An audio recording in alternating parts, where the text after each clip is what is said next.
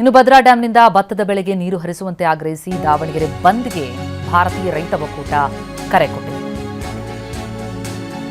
ಖಾಸಗಿ ಬಸ್ ಮಾಲೀಕರು, ಎಪಿಎಂಸಿ ಹಮಾಲರು, ವರ್ತಕರು, ವಿವಿಧ ರೈತ ಸಂಘಟನೆಗಳು ಕೂಡ ಈ ಬಂದ್ಗೆ ಬೆಂಬಲವನ್ನು ನೀಡಿವೆ.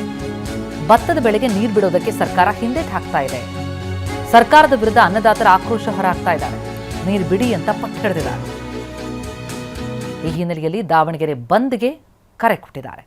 ಭದ್ರಾ ಡ್ಯಾಂನಿಂದ ಭತ್ತದ ಬೆಳೆಗೆ ನೀರು ಹರಿಸಬೇಕು ಅನ್ನುವಂಥದ್ದು ಹೋರಾಟಗಾರರ ಆಗ್ರಹ ಆಗಿದೆ. ಭಾರತೀಯ ರೈತ ಒಕ್ಕೂಟ ಈ ಬಂದ್ಗೆ ಕರೆ ಕೊಟ್ಟಿದೆ. ಅದರ ಜೊತೆಗೆ ಈ ಕರೆಗೆ ಖಾಸಗಿ ಬಸ್ ಮಾಲೀಕರು, ಎಪಿಎಂಸಿ ಹಮಾಲರು, ವರ್ತಕರು, ವಿವಿಧ ರೈತ ಸಂಘಟನೆಗಳು ಕೂಡ ಬೆಂಬಲಿಸಿವೆ. ಹೀಗಾಗಿ ಅಂಗಡಿ ಮುಂಗಟ್ಟುಗಳು ಬಂದಾಗಿರುವಂತಹ ಚಿತ್ರಣ ನೋಡ್ತಾ ಇದ್ದೀವಿ. ಬೆರಳೆಣಿಕೆಯಷ್ಟು ವಾಹನಗಳು ಓಡಾಟ ಕಂಡು ಬರ್ತಾ ಇದೆ ಅಷ್ಟೇ. ಸರ್ಕಾರದ ವಿರುದ್ಧ ಅನ್ನದಾತರ ಆಕ್ರೋಶ.